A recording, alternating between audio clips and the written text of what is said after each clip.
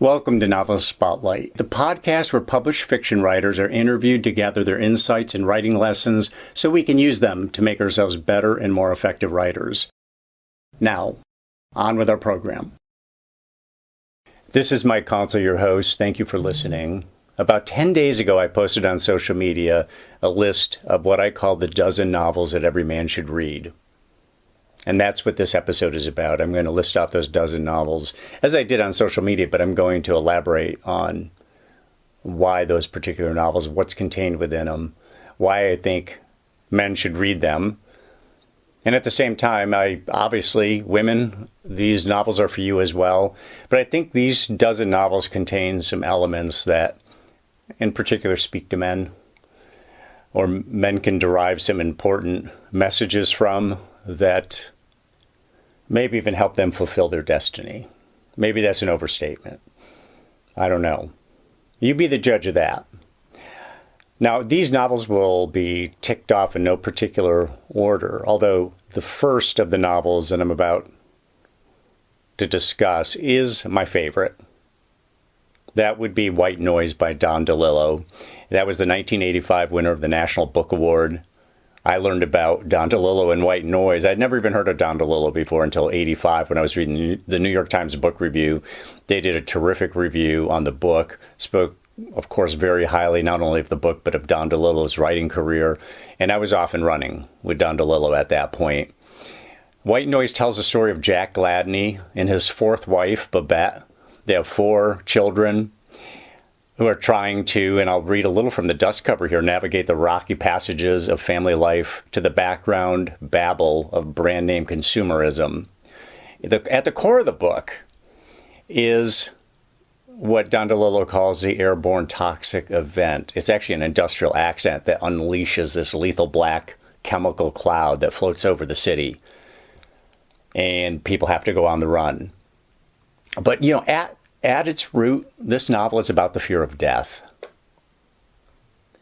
And just to flesh this out a little bit more, Jack Gladney is a professor of Hitler studies at the College on the Hill, an esteemed college. It's a nameless college in the town of Blacksmith. And yes, he is a professor of Hitler studies, where he studies Adolf Hitler and his implications throughout time. He lives with this great shame that he doesn't speak the German language, even though there's going to be a conference coming up where actual Germans will be there. And he's trying to learn German. And some of the book takes you into the lessons, his German lessons, where he struggles to actually bend his tongue and form the words of the German language. There's some great scenes in that. There's something about Don DeLillo and the German people and the German language that comes through really powerfully in this novel. And the dialogue in this book, if you've ever heard somebody say you should write like people really speak, I always say that's nonsense, because if you ever listen to people speak, it's boring. There's nothing boring about the dialogue in this book. It's hysterically funny. The characters are funny. The dialogue's funny, but not in a punchline sort of way. It's important to say that, because there are people who will read this book, and I know there's people who have read this book and didn't find it comedic. But it's very funny, but you have to see the comedy contained within the actual dialogue and within who these characters are. And the thing that Don DeLillo achieves in this novel, which really, one of several things that really distinguish it, is that you feel like it has a little bit of an otherworldly flavor about it. You feel like you're set just a little bit off from normal reality. You're in this different kind of space, a slightly different dimension. It's really powerful stuff. So, men, what is it about? What is it about this book that makes it a male read? Death is the ultimate certainty in life. It sits in the back of every human mind. And I would say it's the subliminal root of all of our fears and all of our anxieties. And Jack is riven with anxiety. Babette is riven with anxiety. And what Don DeLillo does is he uses these characters to force readers to confront this fear and this fate in a way that I think enriches our lives and also entertains us. Now, that's not a uniquely male fear. I mean, anxiety, fear, death, that's all female as well as male. But at the same time, Jack Gladney being at the heart of this novel, a male trying to play a leading role in family life, trying to navigate this situation, both his family life, which is quite chaotic, as well as this airborne toxic event and its aftermath, really speaks, I think, to the male animal. Number 2, American Tabloid by James Ellroy. This is just a kick-ass cool book. It is, what one critic said, it's like Pulp Fiction, the movie Pulp Fiction in style and content. I disagree. I think it's a lot better than Pulp Fiction. I liked Pulp Fiction. It was a great movie. But I think American Tabloid is a lot better than that. James Ellroy is known for his short sentences, his fast style.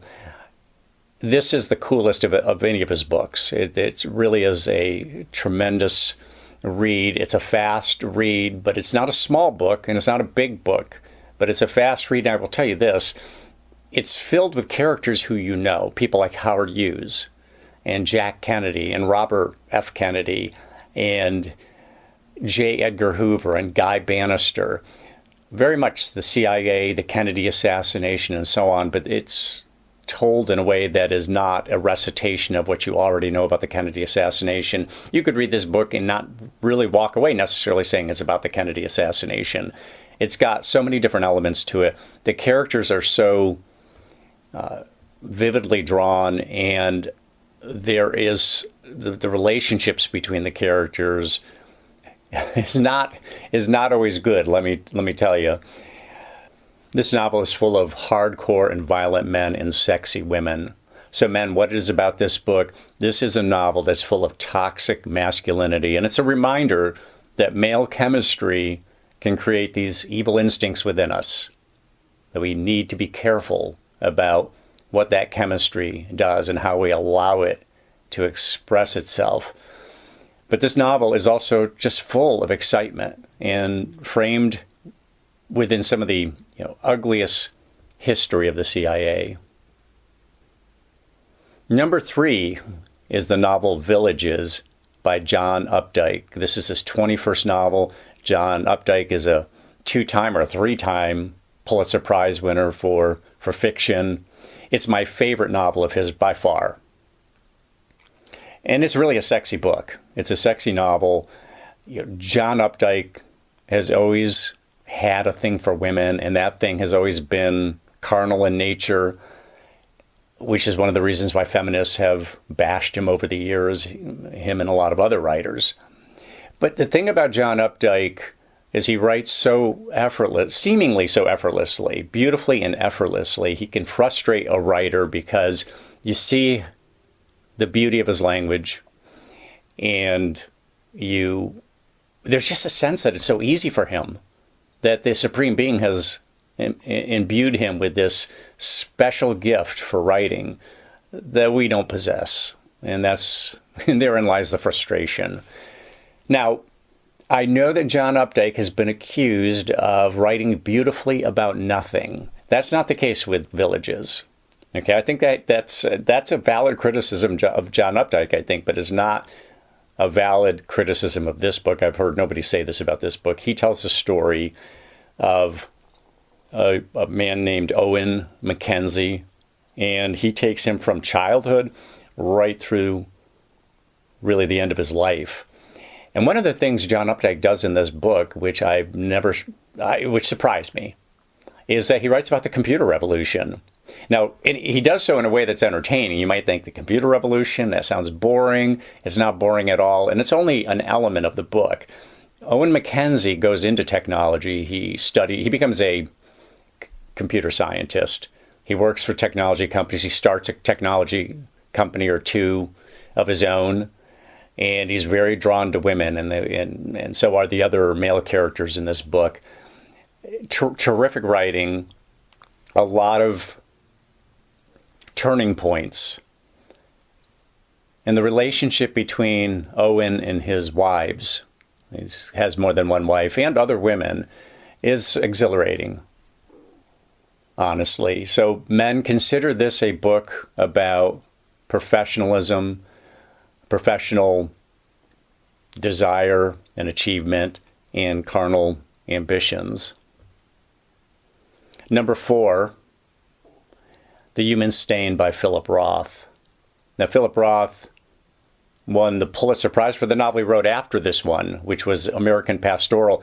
But The Human Stain is probably my favorite Philip Roth book. At the center of this book is a college professor named Coleman Silk. He's a light-skinned black man who has passed himself off as a Jewish person his entire life, basically, his entire adult life. And he renounced his own family to do this. He didn't want anything to do with his family. He cut them off, probably because he never wanted the secret to come out. But he finds himself at the head of an English department, years at the head of an English department. And you know how you make enemies along the way if you're involved certainly at the head of a particular college within a university. But what happens with Coleman Silk is that, and I'm not giving really the novel away by saying this, is that there's a couple students who have never shown up for class for several weeks into the course. And he asks the students, does anybody know these people? Are they people or spooks? Well, it just so happened that they were both black. And that was, of course, taken as a racist remark when he didn't even know they were black. And the students don't know that Coleman Silk is not Jewish. He's actually African American. So what happens is, you can imagine, the very much consistent with today in cancel culture and wokeism and all of that stuff. He is then basically dethroned. He ends up getting involved with the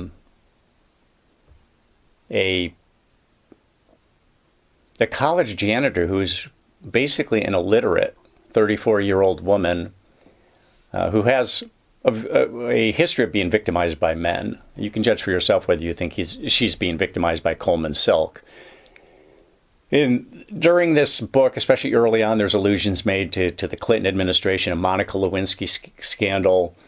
And one of the novel's central plot lines involves accusations of racism and misogyny. One of the things Philip Roth does in this book, which I really enjoyed, is that you think you understand a character because that character has been rendered, self-rendered in some cases. But when he switches to other characters later in the book, you start to see a different perspective, just like real life, where somebody may say things about themselves or a situation, but if you talk to somebody who knows them, they've got a really different take on what that person's all about. So this novel is revelatory all the way through to the end. It's part of the Nathan Zuckerman novels that Philip Roth wrote. And it's a truly terrific story. It's a novel for our times. So men, this is where we confront false allegations of racism and misogyny. Very serious issues that I'm in no way minimizing.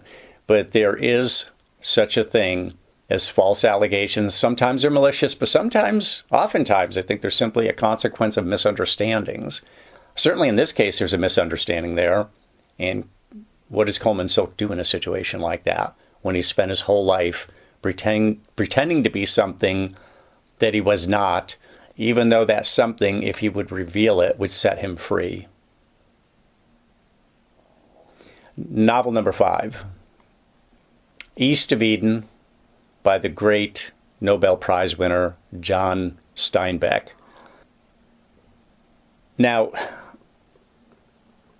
Steinbeck considered this book to be his magnum opus. He had said, there's a quotation from him that he said about East of Eden that it has everything in it I have been able to learn about my craft or profession in all these years. And then later he said, he was quoted as saying, I think everything else I have written has been, in a sense, practice for this. That would include The Grapes of Wrath, which he was so famous for. This book is is considered a masterpiece by many people. It was first published in 1952. It's got a cast of characters that operate mainly in the farmlands of California's Salinas Valley near the Monterey Peninsula. And it's a sprawling novel. It's a big book. It's a big book, but don't let that intimidate you. And it's very much about the destiny of two different families, the Trasks and the Hamiltons, whose generations basically helplessly reenact the fall of Adam and Eve and the poisonous rivalry between Cain and Abel. So it's a family saga in a modern, 1952 retelling of the book of Genesis. And it's considered John Steinbeck's most ambitious novel. The thing about John Steinbeck is he's got a writing style. He's got phrasing. He writes beautifully, of course, but he's got phrasing that is just unique to him. The book is filled with phrases and interactions that you just don't read in other novels. So it's a really distinctive novel in that way, that distinctive language that John Steinbeck brought to the literary world. So, men, again, this is a big book of male relationships with one another and with women, male bonding, males falling out with one another, bonding with one another. It's a book about how pride and misunderstandings can complicate or even ruin our lives. And it's all wrapped in a Bible-esque style of storytelling. Powerful stuff. Number 6, from another Nobel Prize winner, The Old Man and the Sea by Ernest Hemingway. Again, another recipient of the Nobel Prize for Literature.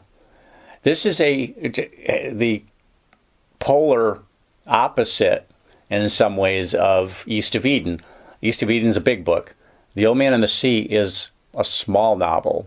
In fact, it probably should have been called a novella. It's only 27,000 words in length. And, well, John Steinbeck's East of Eden is rich in a panoply of characters. The Old Man and the Sea has really just a few characters.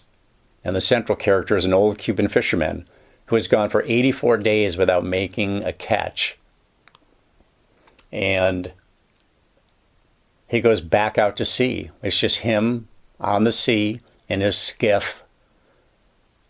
And the sense of isolation you feel out there with him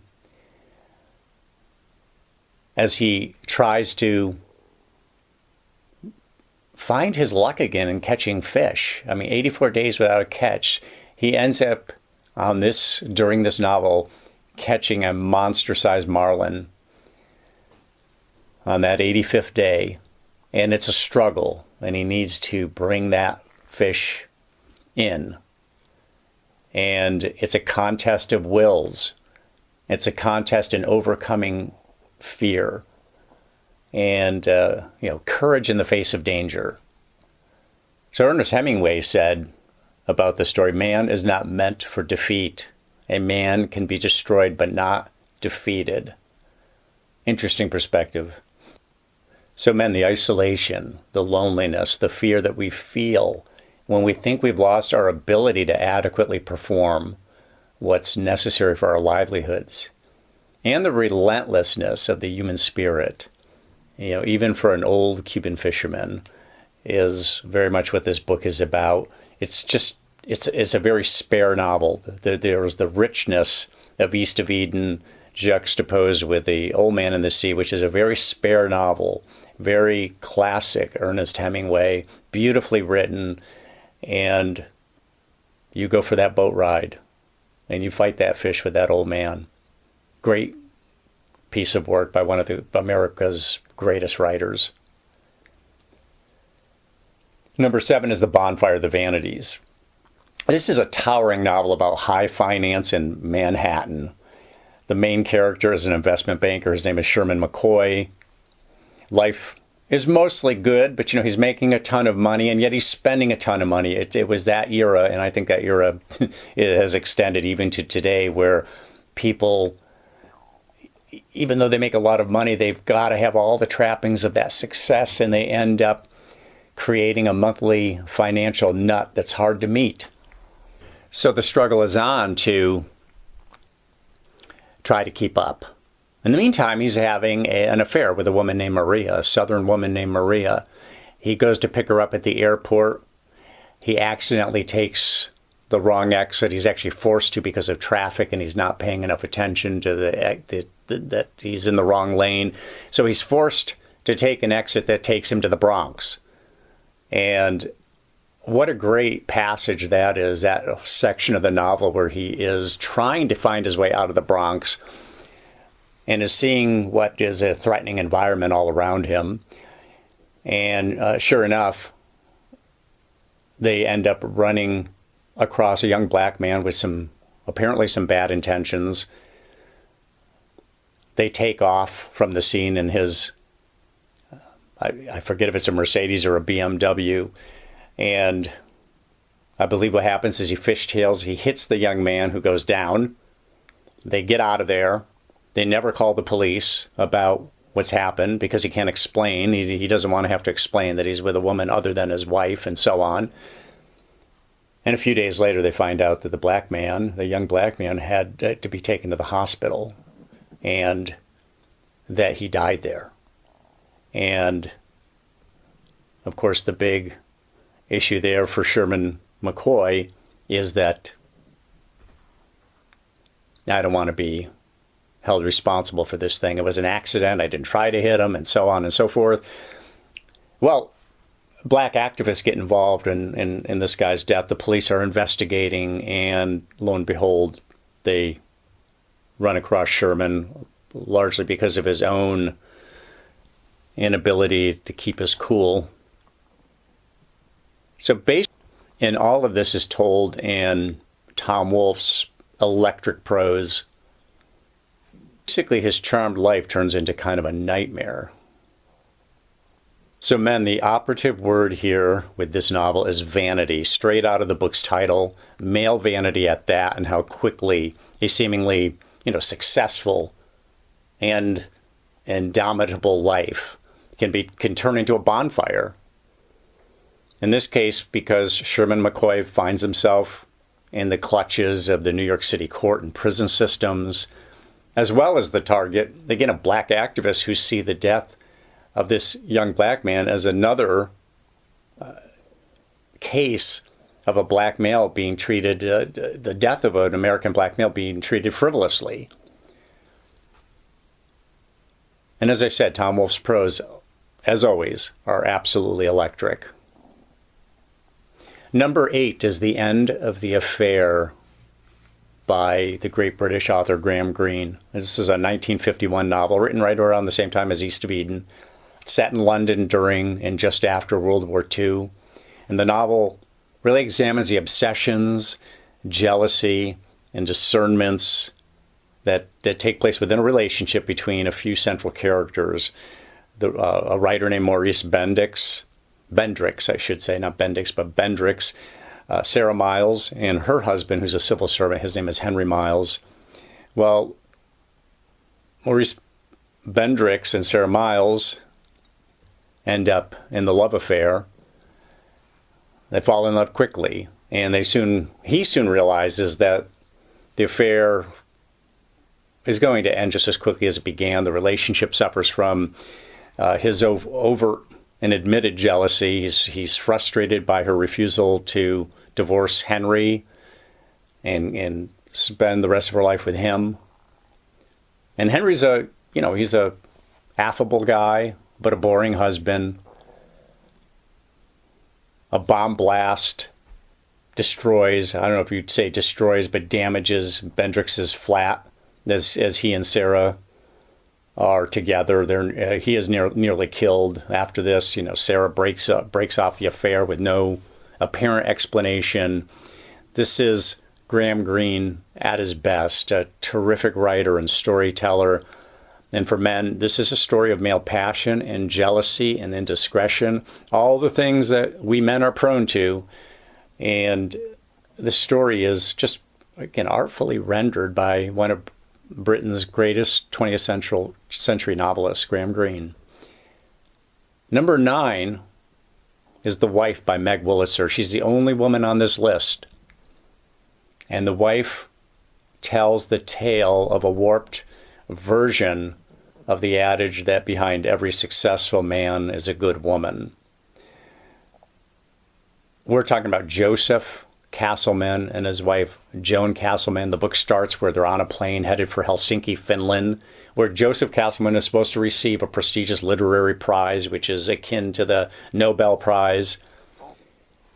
And on that flight, Joan has already made up her mind that her marriage is dead and that she's going to divorce Joseph. But she's not going to spoil the bestowing of this award on him. She wants to let that get past them before she says, I'm done with this. And Meg Wolitzer is such a skilled writer. It takes I feel like it took a woman to write this story about men and how badly they can behave within a marriage. And she described, Meg Wolitzer describes her husband. Now, the wife is the narrator in this novel, but she describes her husband, and I'm quoting straight out of the novel here, and I quote, "It was difficult to disturb this man. He had everything he could ever possibly need. He was Joseph Castleman, one of those men who own the world. You know the type I mean, those who are advertisements for themselves. Those sleepwalking giants roaming the earth and knocking over other men, women, furniture, villages. Why should they care? They own everything. The seas and the mountains, the quivering volcanoes, the ruffling rivers." End quote. A great summation of Joseph Castleman, a self-absorbed man who is all about himself. And this novel, so men, what do you take away from this novel? This novel is the embodiment of the narcissistic husband who sees his wife as little more than an adjunct to his celebrated life, or even not so celebrated life. We all know men like this, but I don't think they've ever been illustrated more forcefully than Meg Wolitzer has done with Joseph Castleman in this novel.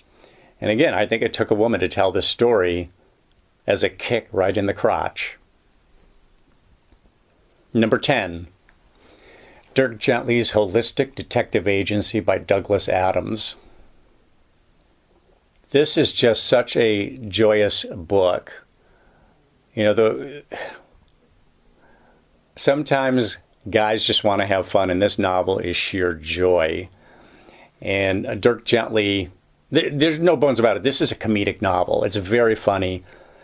Douglas Adams, sadly, who died at only age, 50 or 55.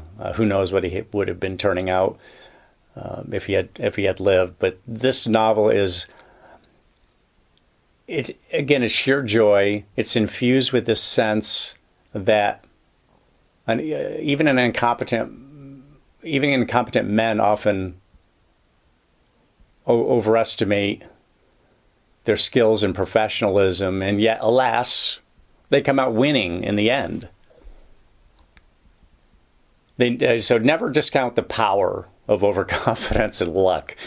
We all know men they're not really very good. They think they're way better than they are, and somehow they've succeeded despite all that. It's just that they have that kind of pluck that they're able to do it. So Douglas Adams just writes with such, he's one of the funniest novelists we've ever had. And by the way, if you are good with audio, I would urge you to consider the audio version of this book, which is read by Douglas Adams himself, and he reads with tremendous vigor and inflection and with all the comedic impact that we've come to expect from the Brits, from the British, but also from Douglas Adams. And there's something about an author reading this book. He reads so fast and again with such intent. He knows exactly what he wanted to say and how he wanted to say it when he was writing those words. So when he reads it, it's there in a way that nobody else could have done.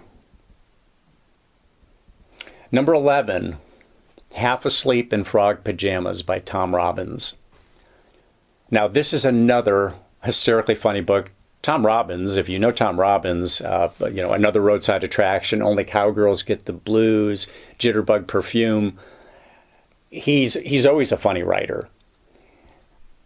Finn, I'm gonna crib here from another critic who talked about it being a phantasmagoric novel, thinking in terms of passing images, and that's very much the way Tom Robbins writes. It's always super colorful. It's always energetic.